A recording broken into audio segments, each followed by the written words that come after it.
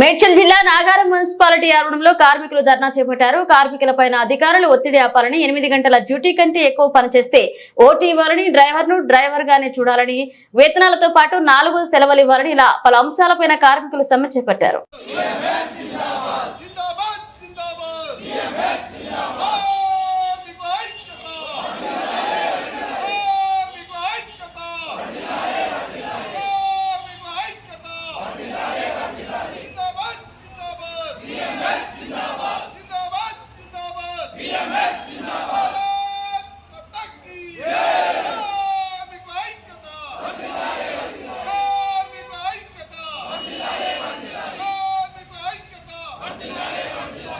ఆధ్వర్యంలో ఈరోజు నాగారం మున్సిపల్ శాఖ అధ్యక్షుడు ప్రధాన కార్యదర్శి ఆధ్వర్యంలో ఈరోజు న్యాయమైన డిమాండ్ల గురించి సమ్మె చేయడం జరిగింది.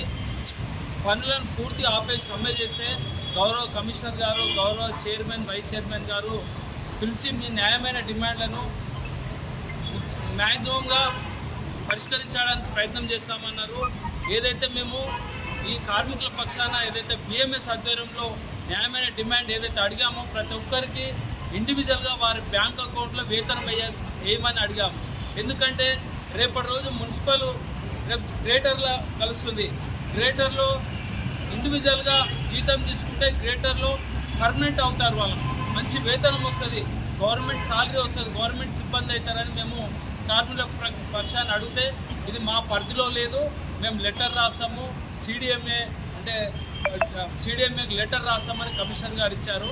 దానికి కూడా చైర్మన్ గారు గట్టిగా చెప్పారు, పరిష్కారం అయ్యేటట్టు చూడండి, సీఎంఏకి లెటర్ రాయమని. అలాగే కార్మికుల పరంగా దేశంలో ఈరోజు ప్రతి ఉద్యోగికి నెలకు 4 సెలవులు ఉంటాయి. నెలకు ప్రతి ఒక్కరికి అది కామన్, అది 4 సెలవులు ఖచ్చితంగా ఇవ్వాలి. 2 సెలవులు ఇస్తూ కార్మికులకు కాకపోతే ఖచ్చితంగా 4 సెలవులు ఇవ్వాలన్నాము. అది ఇంచుమించు కమిషనర్ గారు ఒప్పుకున్నాడు. మీరు కూడా ఖచ్చితంగా ఇండివిజువల్ కూడా మీరు అడుగుతూనే ఉండాలి మీ సిబ్బందిని. అలాగే ఈ కార్మికుల మీద కూడా పై అధికారులు బాగా పెత్తనం అయిపోయింది, వేధింపులు ఎక్కువైంది. మేము అడిగాము, మన డిమాండ్లో కూడా అది కూడా ఒకటి ఉంది. 8 డిమాండ్లలో అడిగితే చైర్మన్ గారు, కమిషనర్ గారు అట్టి అధికారులను కూడా హెచ్చరించడం జరిగింది. ఏదంటే మా దృష్టికి తీసుకురావాలి కానీ కార్మికుల జోలికి పోవద్దని కూడా చెప్పారు. అలాగే పక్క మున్సిపాలిటీలో 19,000 చిల్లర మనకు వేతనాలు ఉన్నాయి. మా మున్సిపాలిటీలో 16,000 చిల్లరని ఎందుకు ఇస్తున్నారు అడిగితే అట్టి లెటర్ ఇవ్వమంటే మన సోదరులు కూడా పురుషోత్తం గారు, పరమేశ్వర్ గారు కూడా ఎంబడే, కుమారు వీళ్ళందరూ కూడా ఎంబడే లెటర్ సమర్పించడం జరిగింది.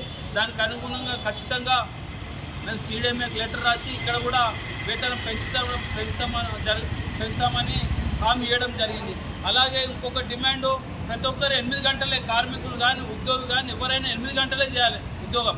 కానీ ఇక్కడ 9 నుంచి 10 గంటలు చేపిస్తున్నారు. అది కూడా అడిగితే ప్రస్తావిస్తే ఖచ్చితంగా ఇప్పుడు కూడా 8 గంటలే చేయిస్తాము. ఒకవేళ 8 గంటల కన్నా ఎక్కువ చేస్తే మాకు ఓటీ ఇవ్వమని అడిగాము. కానీ మరి అది ఇస్తారో ఎవరో తెలియదు. కానీ 8 గంటలైతే డ్యూటీ మీరు 8 గంటలకే, 2 గంటలు కాదు 1 గంటకే దిగుతామని చెప్పండి. వాళ్ళు లెటర్ ఇస్తారు, ఇచ్చే వరకు కొద్దిగా ఆగంటారు.